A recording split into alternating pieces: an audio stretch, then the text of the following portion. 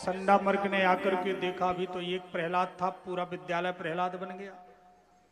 ले जाकर के हिरण्याकश्यप के सामने पटक दिया। महाराज, इसने तो पूरा विद्यालय चौपट कर दिया। हिरण्याकश्यप ने बुलाया राक्षसों को, जाओ इसको कठोर दंड दो, मार डालो। बड़े बड़े राक्षस आए, नाजुक 5 वर्ष की अवस्था के श्री प्रहलाद जी कोमलांग हैं। पहाड़ से पटका, नदी में फेंका, सर्प से डसाया, जहर पिलाया, पर प्रहलाद का बाल बांका भी नहीं हो पाया। मारते हैं भाला बन जाती है माला, मारते हैं त्रिशूल बन जाता है फूल। जिसके रक्षक श्री राम उसे कोई मार नहीं सकता, प्रभु जगन्नाथ का दास जगत से हार नहीं सकता।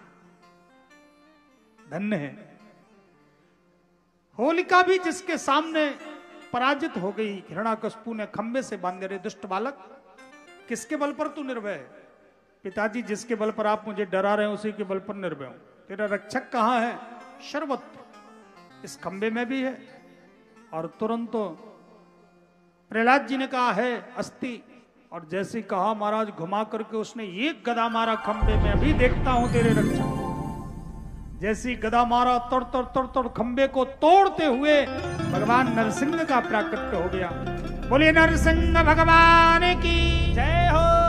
श्री नरसिंह भगवान जैसे ही कोई बिल्ली लपक करके चूहे को पंजे में दबा लेती है झपट्टा मार के, वैसे नरसिंह भगवान ने मारा झपट्टा, हिरण्याकश्यप को पंजे में दबाया, अपनी गोदी में पटक लिया, छलांग लगाई, दहली के ऊपर बैठ गए। हिरण्याकश्यप निश्चिंत है, मुस्कुरा रहा है, ठाका मार रहा, तू मेरा कुछ नहीं कर सकता। भगवान ने कहा क्यों?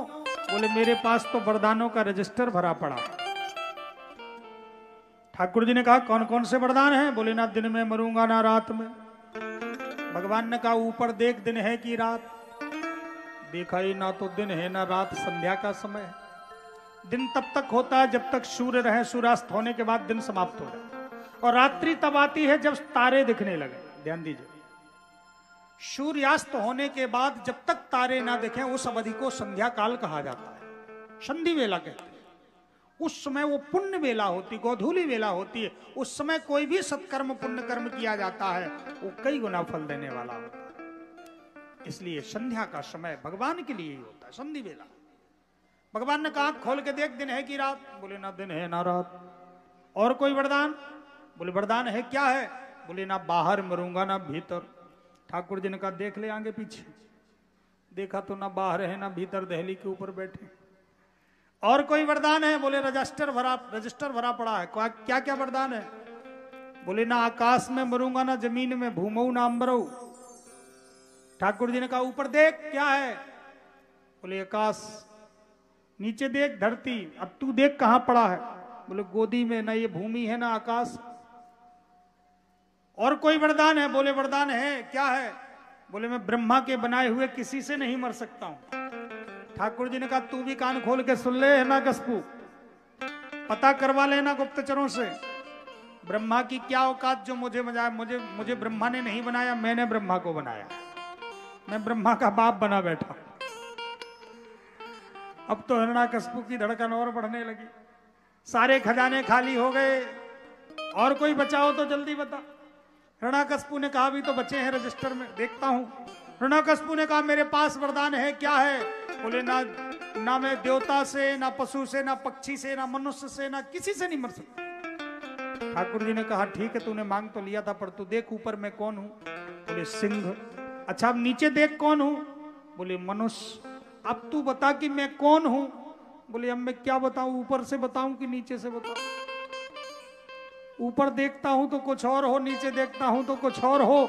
अब मैं क्या बता दूं आपको कि आप हो क्या, ऊपर वाले हो कि नीचे वाले हो? मैं कुछ नहीं समझ पा रहा हूं। ठाकुर जी ने कहा बस तू कुछ ना समझ पाए, इसलिए तो मैं ऐसा बन के आया। बोलो राधे राधे। ठाकुर जी तुरंत बोले और कोई वरदान है? बोले वरदान है, क्या है? बोले मैं किसी अस्त्र शस्त्र से नहीं मर सकता। भगवान ने अपने नाखून दिखाए, देख लेगा अस्त्र है कि शस्त्र। ठाकुर जी ने कहा ये देख ले नाखून। उसने कहा ना अस्त्र है ना शस्त्र, सीधे छाती में धसाया और फाड़ दिया।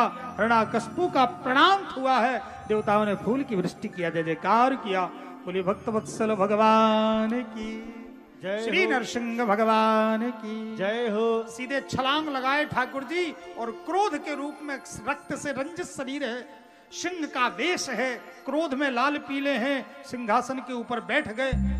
अब सभी देवता आते, हाथ जोड़े, कांपते कांपते एक श्लोक में स्तुति करते, 9 2 11 हो जाते। कहीं ऐसा ना हो हमारे ऊपर मारे झपट्टा तो हमारा भी काम तमाम हो जाए। जितने देवता आते सभी पीछे पैर करके चले जाते। ब्रह्मा जी ने सोचा इनकी गुस्सा कैसे मिटे, लक्ष्मी जी को बुलाया, लक्ष्मी जी जाओ अपने पति को मनाओ।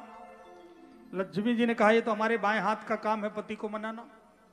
लक्ष्मी जी तुरंत थाली में आरती सजाई, छम छम छम छम छम छम पहुंच गई। और जैसे ही लक्ष्मी जी को देखा, सोई नरसिंह भगवान देख रहे थे, ओहो लक्ष्मी जी आ रही हैं, आओ आओ। जहां लक्ष्मी जी जाती हैं उसका भी अहंकार साथ में आसमान में हो जाता है। आओ लक्ष्मी जी आज आपको भी मजा चखाते हैं। और लक्ष्मी जी को जैसे ही ठाकुर जी ने देखा, लक्ष्मी जी पास में आई, आरती घुमाने लगी। ठाकुर जी ने देखा, लक्ष्मी जी ने आंख मिलाई, सोचा कह देंगे आओ बगल में बैठ जाओ, पर हमारे ठाकुर जी भी बड़े नटखट हैं। आंख की तरफ देखते हुए भगवान ने वहीं से घुर्र किया, और जैसी गुर्राने की आवाज किया, लक्ष्मी जी थाली फेंक के भागी। ब्रह्मा जी बचाओ बचाओ ब्रह्मा जी, मैं तो सोच रही थी अपने पति को मना लूंगी, लेकिन पहली बार ऐसा रूप देखा। इतने दिनों से मैं पति के साथ रह रही हूं, अनेक अनेक रूपों को मैंने देखा, लेकिन पहली बार ऐसा गुर्राने वाला रूप देखा। अब मेरे बस की बात नहीं है। ब्रह्मा जी समझ गए जब पत्नी नहीं मना सकती तो फिर कौन मना सकता है। अब एक ही उपाय बचा है, जिसके लिए गुस्सा हुए उसी को भेजा जाए। प्रहलाद से कहा बेटा जाओ वत्स प्रहलाद, तुम ही मना सकते हो। प्रहलाद जी गए, उनको क्या भय, साष्टांग चरणों में लेट गए। प्रहलाद को लेटा हुआ जमीन पर देख करके धूल में पड़े हैं प्रहलाद, हाथ फैलाए हुए धन्य है ठाकुर जी की करुणा। ठाकुर जी सिंहासन से उठ करके प्रहलाद को उठाया, अपनी गोदी में बिठाला और प्रहलाद के गाल को चाटने लगे। ठाकुर जी गाल को चाटते हुए, पूरे शरीर को चाटते हुए, जैसे एक पिता वात्सल्य में भर करके पुत्र का चुंबन करता है, हृदय का वात्सल्य उड़ेल देता है। आज हमारे ठाकुर जी अनंत पिताओं का वात्सल्य उड़ेलते हुए, प्रहलाद को चुंबन करते हुए, बार बार अपनी जीभ से प्रहलाद को चाटते हुए, मेरे पुत्र प्रहलाद तूने मेरे लिए कितना कठिन दंड सहा है, पर मुझे नहीं छोड़ा है। पूरी धूल को भगवान ने अपनी जीभ से चाट चाट करके प्रहलाद को पवित्र कर दिया। इसलिए ठाकुर जी को भक्त वत्सल कहा जाता है, जो भक्तों के लिए समस्त अपना प्यार उड़ेल दें। भगवान जैसा प्यार करने वाला कौन हो सकता है। मेरे प्रिय पुत्र प्रहलाद, तुझे कितना बड़ा बड़ा दंड दिया गया, पर तूने मुझे नहीं छोड़ा। आज तेरा ये विष्णु सदा सदा के लिए तेरा ऋण हो गया है। पुत्र आज तेरी जो इच्छा हो सो मांग ले। प्रभु मुझे आपकी कृपा के अलावा कुछ नहीं चाहिए। नहीं पुत्र मेरी इच्छा है प्रहलाद, तू कहेगा तो मैं ब्रह्म पद दे दूंगा, तू कहेगा तो मैं इंद्र पद दे दूंगा, कुबेर पद दे दूंगा। तू ब्रह्मांड में जो कुछ तुझे चाहिए सो मांग ले। पर धन्य है भक्त की महिमा। इसलिए तो भगवान भक्त के अधीन हो जाते हैं कि भक्त के जीवन में कोई कामना नहीं होती है। भक्त तो केवल भक्ति की ही कामना करता है, भगवान की ही कामना करता है। सगुण उपासक मोक्ष न लय, यहां तक कि वो मोक्ष भी नहीं चाहता। आज भक्त ने कहा प्रभु हमें कुछ नहीं चाहिए। ठाकुर जी ने कहा नहीं प्रहलाद मांग ले। तो प्रहलाद जी ने कहा प्रभु अगर देना चाहते तो एक ही वरदान दे दीजिए। मेरा पिता सदा आपका विरोधी रहा है, तो आप मेरे पिता का कल्याण कर दें और मेरे पिता का कल्याण हो जाए, आपके चरणों में स्थान प्राप्त हो। ठाकुर जी ने कहा प्रहलाद आज मैं निश्चय कर रहा हूं, संविधान बना रहा हूं, जिस परिवार में मेरा एक भी भक्त हो जाएगा उसकी 21 पीढ़ी अपने आप कर जाए। सप्त सप्त तीर्ण। ठाकुर जी ने संविधान पारित कर दिया। धन्य है भक्त के लिए।